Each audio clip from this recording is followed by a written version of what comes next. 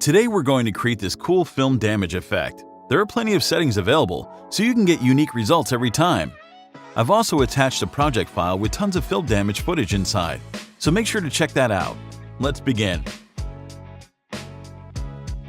Let's create a new composition and call it Film Damage.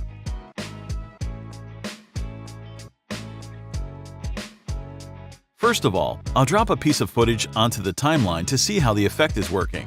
Next, let's add a control layer. I'll add a null object and call it Control.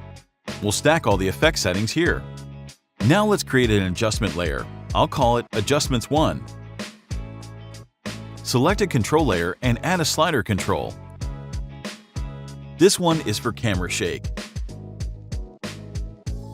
Select the adjustment layer and add a transform effect. Alt-click on the position stopwatch to open up the expression area. Then switch back to the control layer to make the camera shake control visible.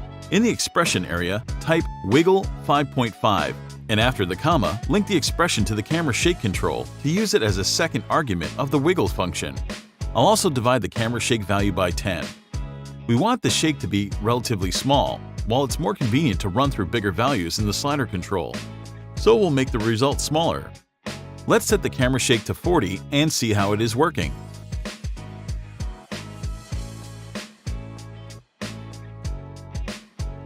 We need to cover the edges, so let's add a motion tile effect before the transform.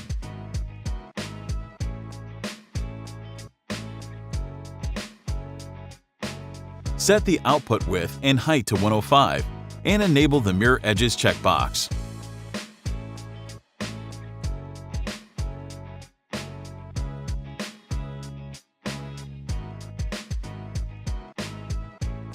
If you don't like the mirroring on the edges, simply increase the scale instead of adding a motion tile effect.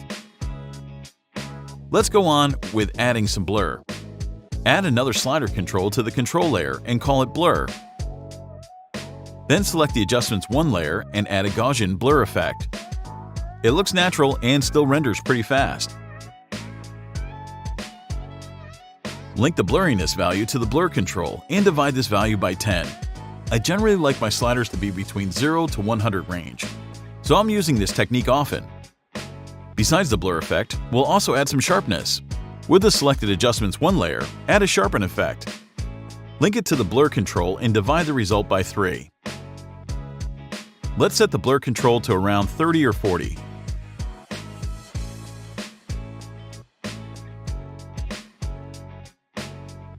The effect is very subtle, but it adds some real nice detail to the overall look. The next step is increasing the brightness of the footage. Add another slider control to the control layer and call it Exposure. Then add an exposure effect to the Adjustments 1 layer and link the value to the control. Divide it by 40 as the exposure values are generally low. If we set the exposure control to 30, the actual value will be 0.75. Let's add some contrast to the footage. Add another control to the control layer. Then add a brightness and contrast effect to the Adjustments 1 layer. The contrast value is located in the range between 0 and 100, so we'll just link it to the contrast control. Let's set it to 30. Now let's color the footage. We'll use a tint effect, so we'll need several controls for it. A slider to adjust the amount of the tinting and 2 color controls to link the black and white map colors. Let's use some blue shades.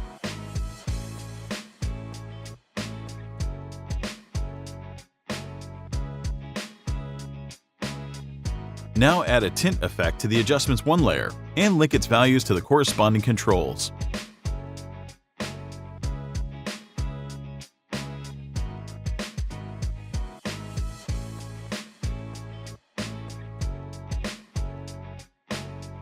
Let's set the amount to 90 for now. The next thing I would like to add is a bit of light flickering. Let's add another slider control to the control layer.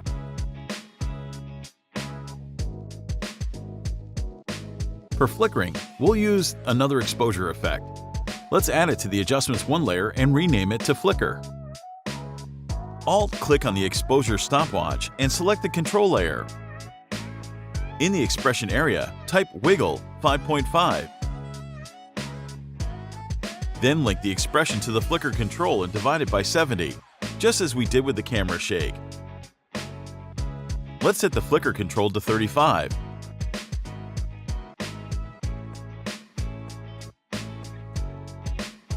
Let's lower the value a bit. Now let's add some film damage footage. You'll find a link to the project file in the video description. There are 40 various film damage overlays included, so check it out. I'll add another slider to the control layer and call it Dust.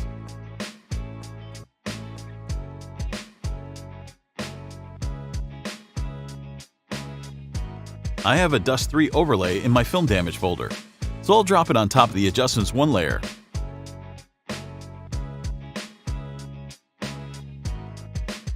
Let's link its opacity to the dust control and set it to 75.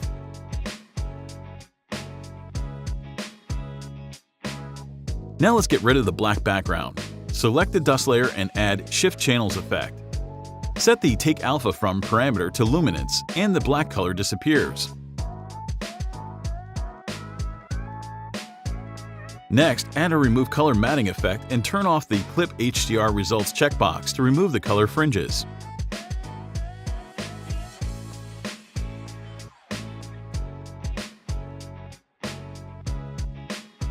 Duplicate the dust control 3 times.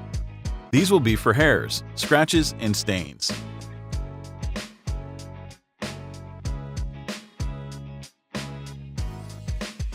Duplicate the dust layer 3 times as well. Now select one of the new dust layers. Hold Alt and drag and drop a hairs file onto the timeline. The dust layer is replaced with the hairs layer. Do it for scratches and stains as well. Now select the new stains, scratches, and hairs layers and press E twice to reveal the parameters with expressions. The opacities are linked to the dust control. We need to change the expressions. Just change the word dust to hairs, scratches, and stains for the corresponding layers.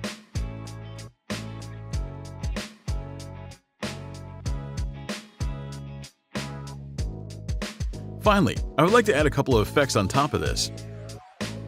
First, let's add a couple of sliders to the control layer. One for the vignette amount, and the second one for the vignette midpoint.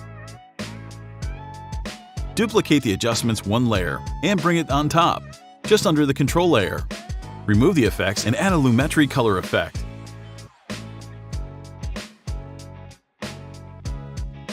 Expand the vignette area. Alt-click on the Amount stopwatch and link it to the Vignette Amount control. Let's divide the value by -20 as the darkest vignette matches with the -5 value in the Lumetri effect. So if we change the vignette amount control to 100, we'll get the most intense vignette possible. Let's set it to 80 for now. As for the midpoint, just link it to the corresponding control. Basically, it is needed to adjust the vignette size, and it ranges from 0 to 100. Let's set it to 55 for now, and make the vignette amount a bit higher. Finally, let's add some noise. Let's add a new slider control. Of course, we can add a grain effect, but it's very heavy to render, so I'll add simple noise. I'll link it to the control and set it to 25.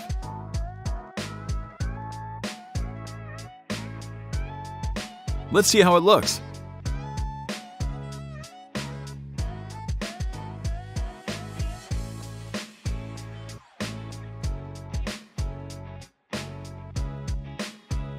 So we have a ready-to-use preset with a bunch of settings you can adjust.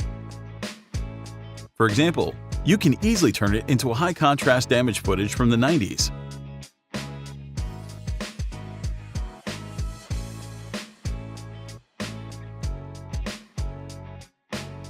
Or create an old video with sepia tones.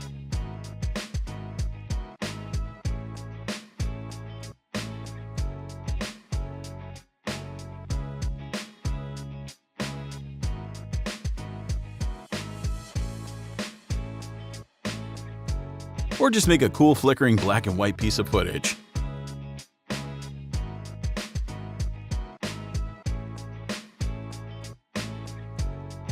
Use the film damage overlays from the attached project file to get unique results.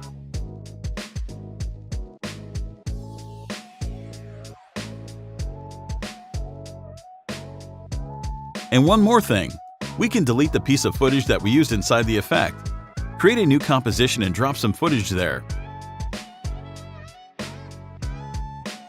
Then add our effect pre-comp on top.